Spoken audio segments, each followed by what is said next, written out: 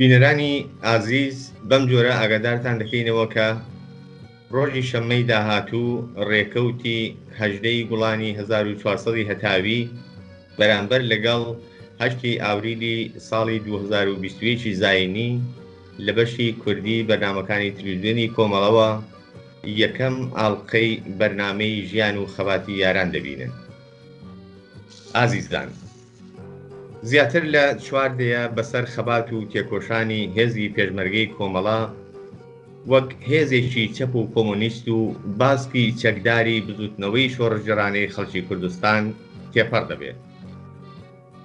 هێزی پێشمەرگەی کۆمەڵە بەردەوام پاڵپشت و بەرگریکاری ماف و ئازادی کۆمەڵانی خەڵکی زەحمەتکێشی کوردستان بووە و خاوەنی مێژوویەکی پڕ لە شانازی و سەروەریە.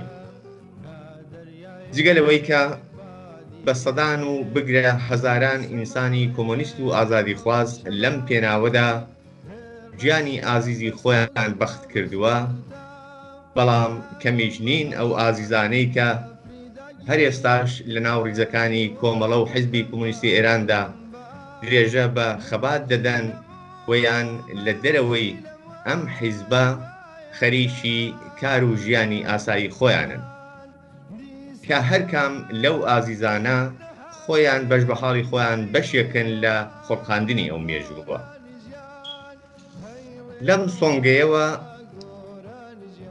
بەرنامەی ژیان و خەباتی یاران هەوڵ دەدات ڕۆژانی شەممەی هەموو حەوتویەک لەگەڵ یەکێک لەو ئازیزانە ببێتە میوانی کۆڕی گەرمی بنەماڵەکانتان و بە یەکەوە گوێبیستی قۆناغەکانی ژیان و خەباتی ئەو ئازیزانە بین. لەگەڵمان بن.